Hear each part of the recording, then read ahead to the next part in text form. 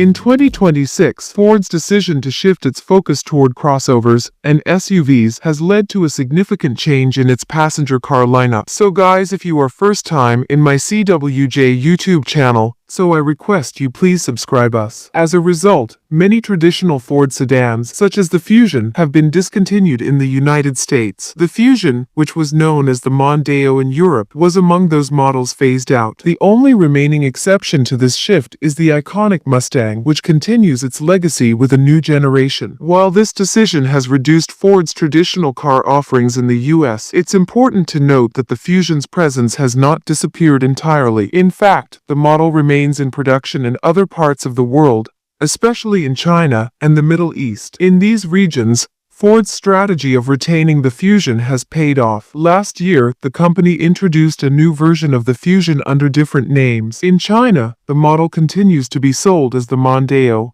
while in the Middle East, it's known as the Taurus. This decision to maintain production outside of North America and Europe underscores Ford's recognition of the enduring demand for sedans in certain global markets. The new Mondeo/Taurus is a significant step forward compared to the previous generation. Manufactured by Changan Ford in China, this model is slightly larger than its predecessor. The car is offered with two gasoline engine options, both paired with automatic transmissions. One of the notable features of this new model is its platform. It shares its base with other models like the Lincoln Z and the Ford Evos, indicating a strong link to Ford's global vehicle architecture. Despite being larger and more modern, the design of the new Mondeo/Taurus has generated mixed reactions. While some might find the exterior less appealing, there's no denying that it bears a strong Ford identity. The car's design is unmistakably influenced by Ford's aesthetic, even if it doesn't immediately win over every viewer. Inside, the new Mondeo/Taurus embraces a modern and tech-forward approach. The most prominent feature of the interior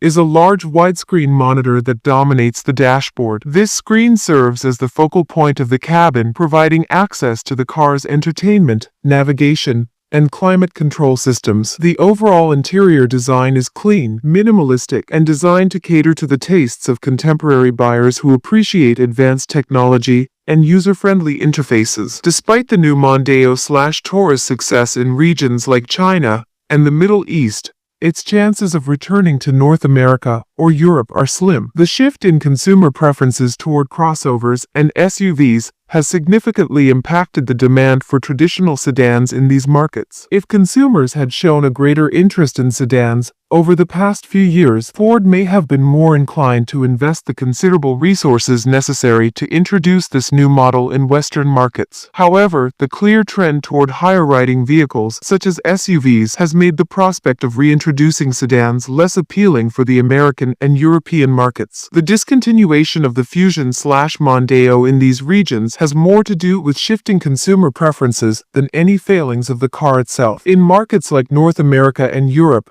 crossovers and SUVs have become the dominant force, and automakers like Ford have adapted to this demand by prioritizing these vehicle types. The public's appetite for sedans has waned in comparison to the growing interest in vehicles that offer more space, versatility, and higher ground clearance. Ford, like many other manufacturers, is responding to this demand by putting more effort into expanding its crossover and SUV portfolio.